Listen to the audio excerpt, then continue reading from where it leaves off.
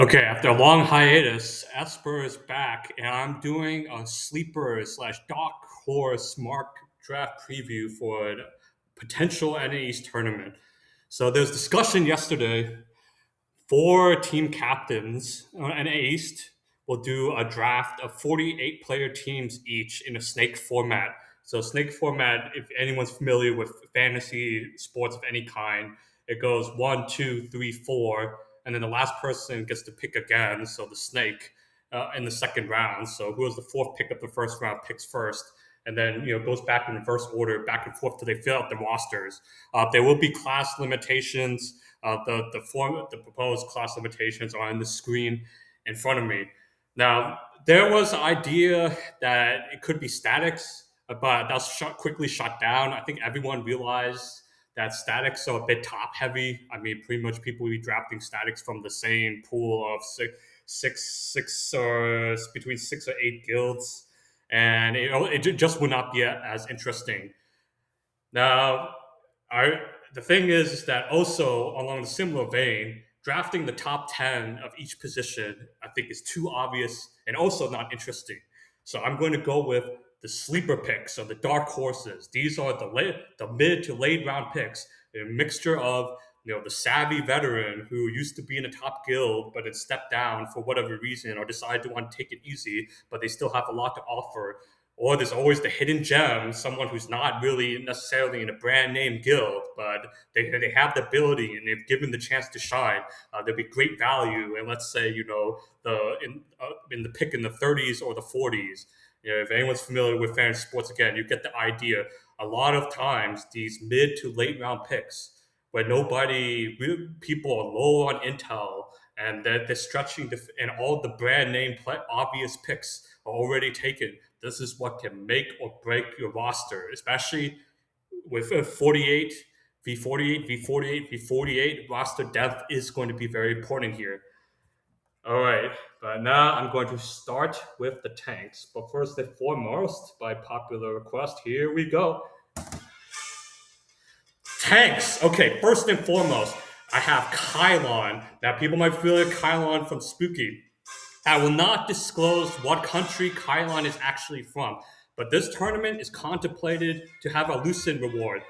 Kylon plays as if he absolutely needs the Lucent. It's a life or death. He will randomly drop his guild at every month just to join his solo shell and cap the point and get Lucent for himself.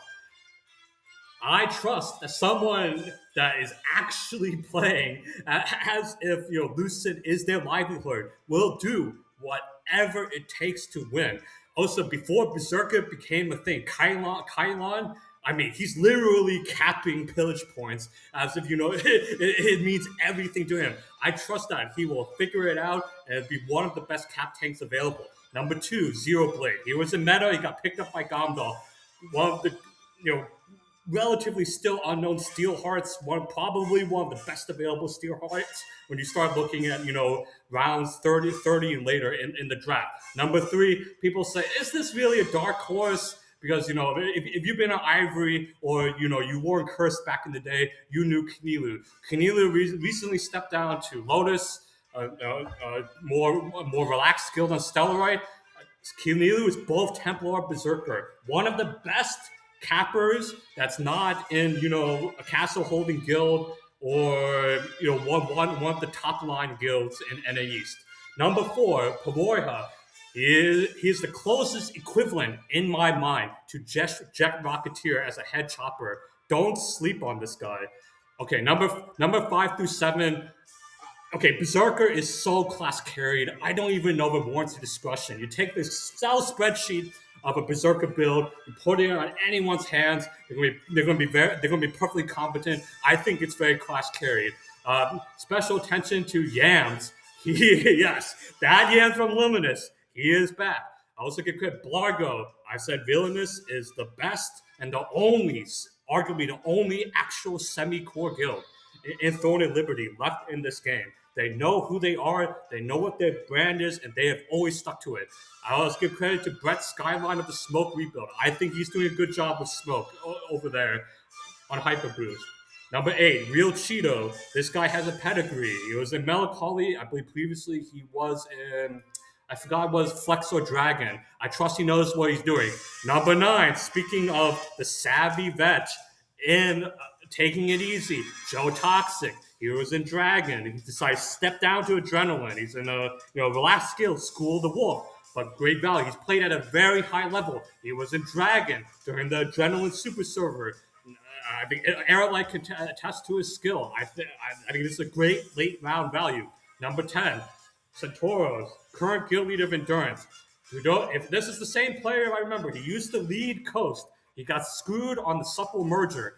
But a Crusader who's led a guild, who's played at a high level, who has that macro knowledge, that is good value in the late rounds.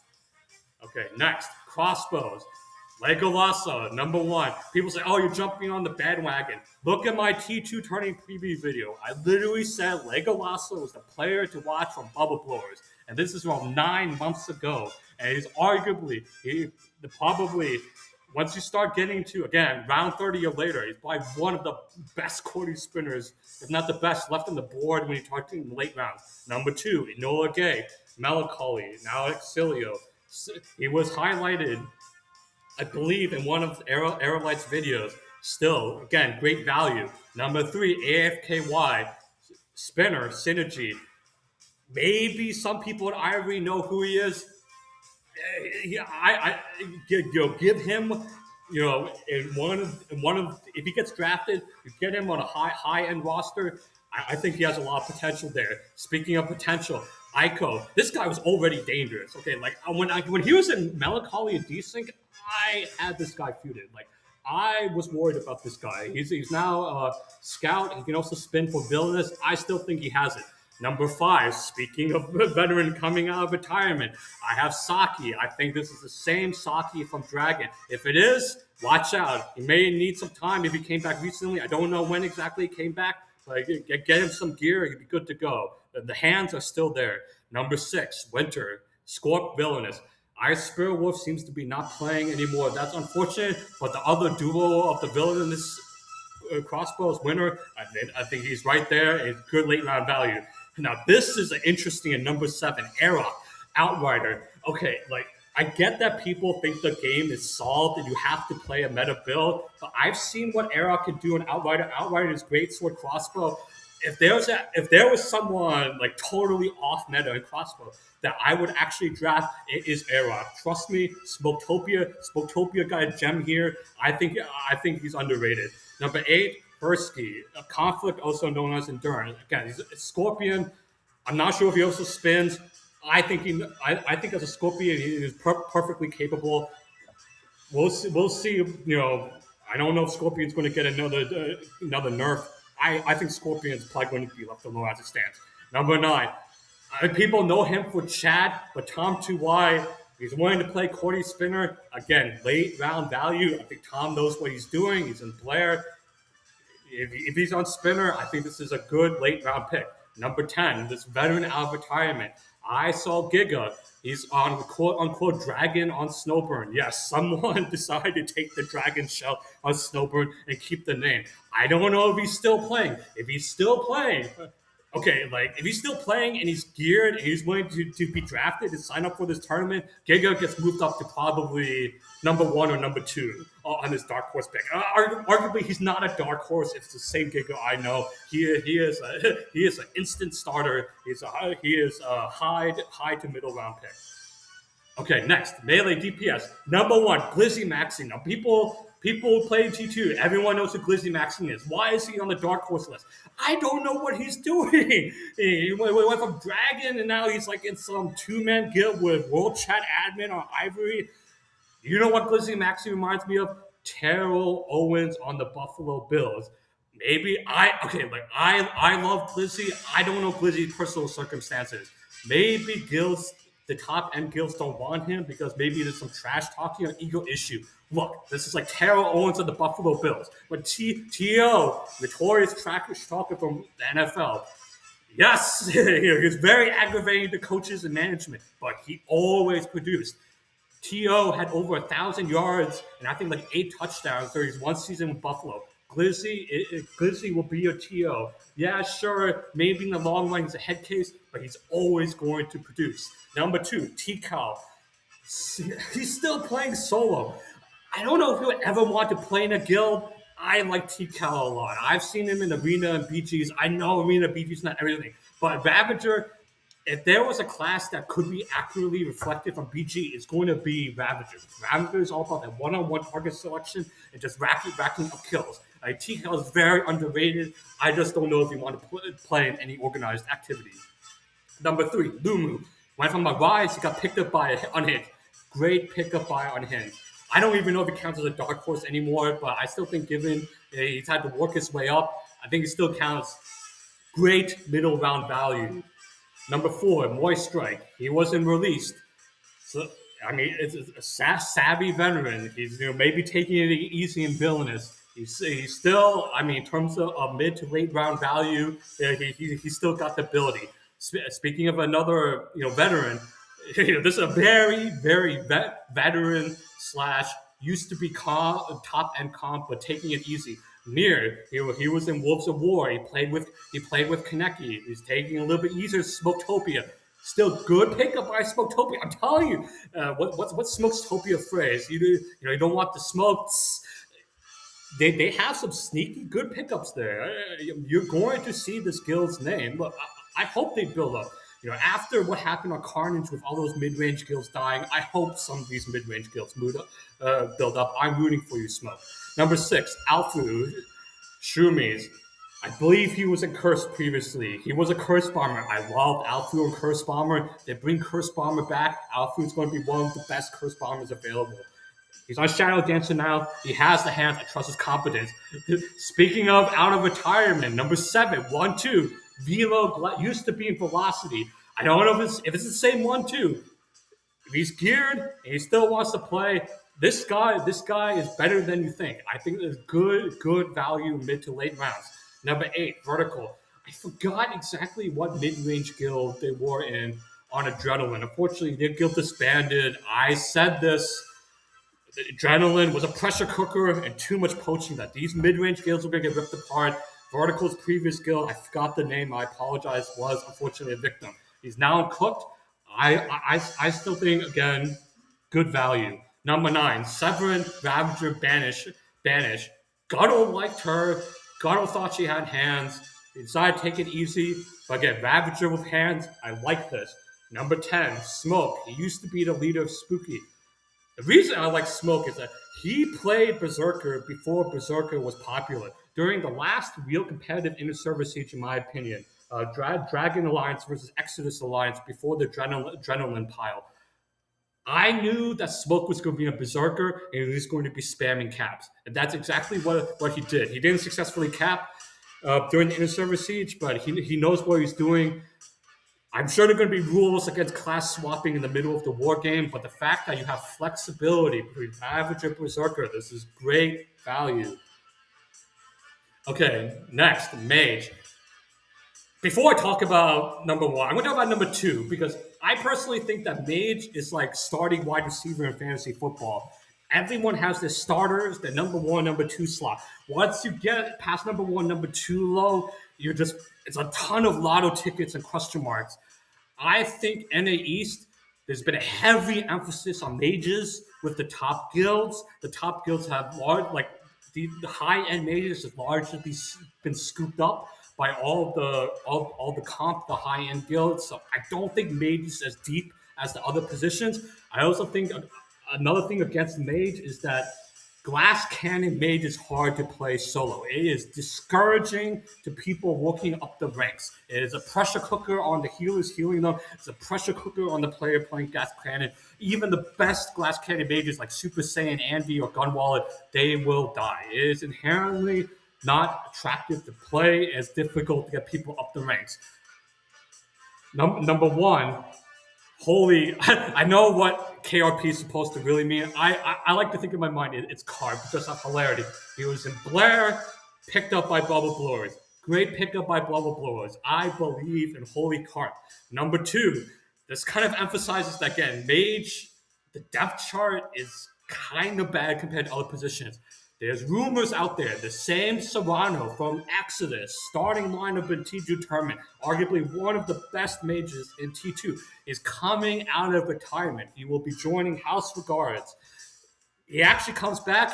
He'll need some time to gear. But even if Serrano is not fully geared to 8K plus, I tell you, they rush him up to speed. He's not a dark horse at that point. He's easily a high round mage. This guy has hands. He has great high end play and experience. It comes out of a time when it's going to be one of the most dangerous majors that is not currently playing right now. Number 3, Summer, Spellblade. I believe she was in Nordic at one point and decided to step down to take it easier. I don't know exactly what guild Summer's in, but Summer is a good player. Someone wants to participate in this. This is great value. Number 4, Kappa Spellblade with Sit Dog. I believe Kappa was in Velocity at one point. Now, I know BGs isn't everything, but I think given Kappa's experience, if Kappa's willing to play, you give Kappa a chance with a high-end roster in this kind of tournament. I think Kappa is great late round value. Number 5 and number 6, J Small's DRG Menor. They're both Sentinel, great sword staff. Okay, like the vast majority of new players coming up, existing players, should not play Sentinel because you don't know how to do it. But if there's when I'm looking at dark horses or late round value, someone who has a pocket pick that actually knows what they're doing. There's very few players that qualify for this. This is a sneaky curveball. I think these two Sentinels are interesting curveballs. When they play Sentinel, they know what they're doing. The damage is less than a glass cannon mage, but they have a lot of CCs.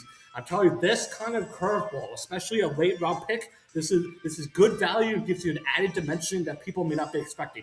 Number 7, Amphetamine. I don't know what guild he's in now. He's a traditional killer. I think this is an underrated player. SFNF.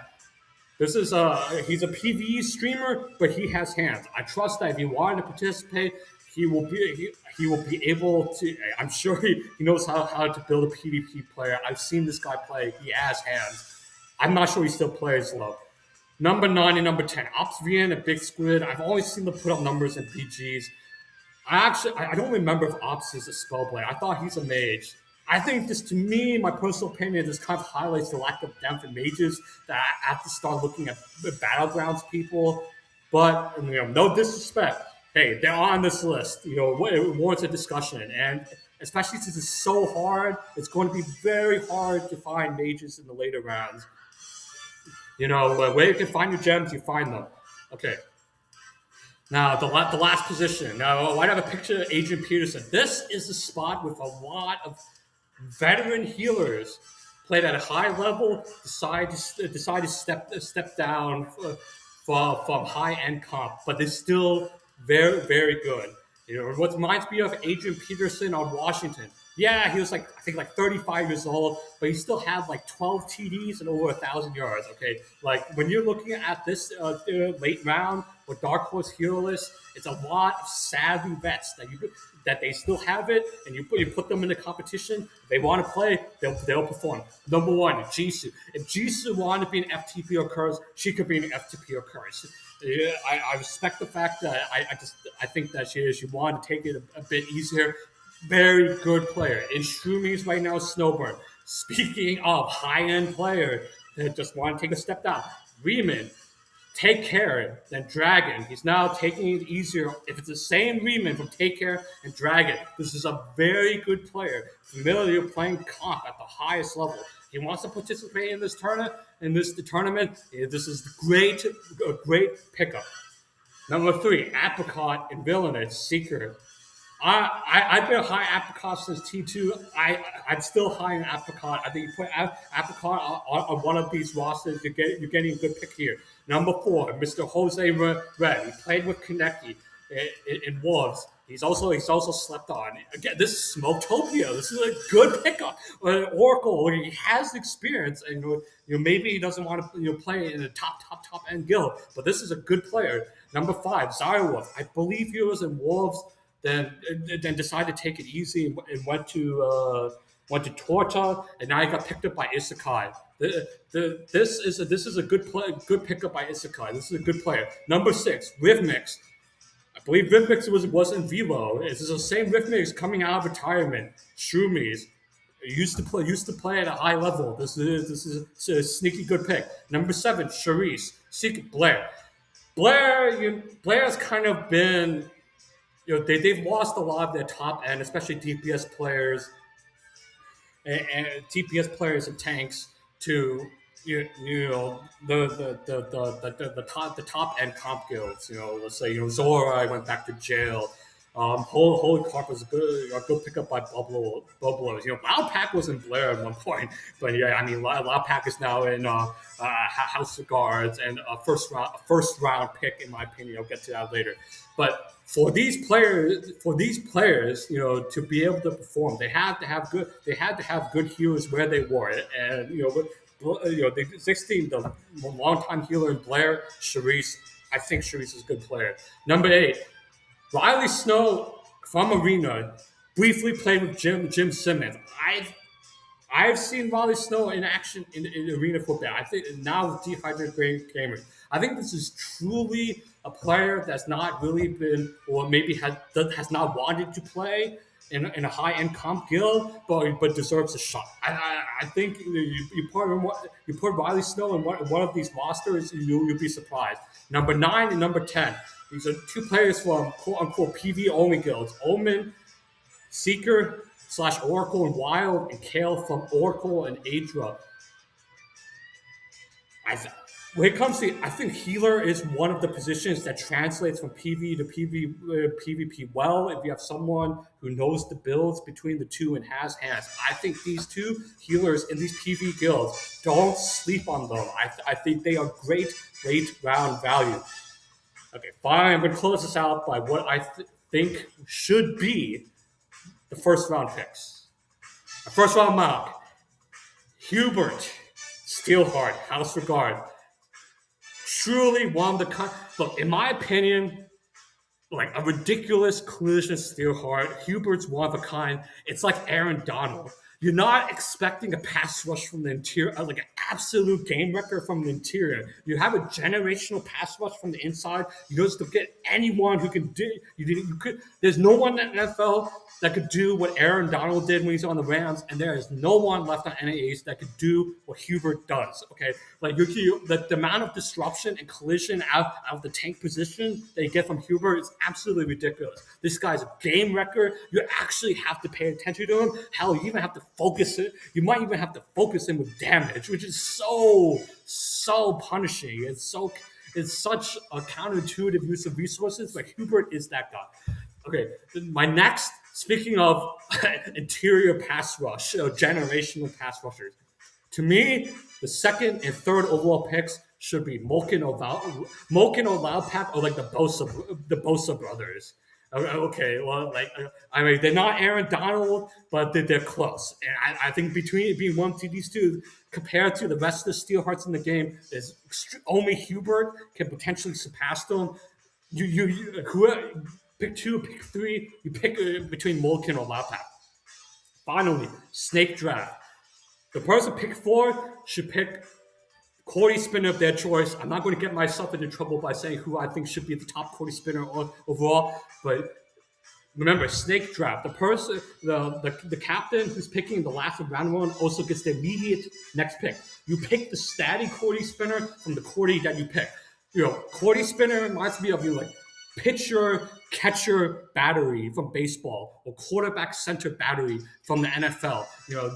It's a very peculiar. It's a group operation. Guys stick them together. So that's why you take advantage of the Snake Draft. You pick the Cordy Spinner and their static healers, so you have the battery together.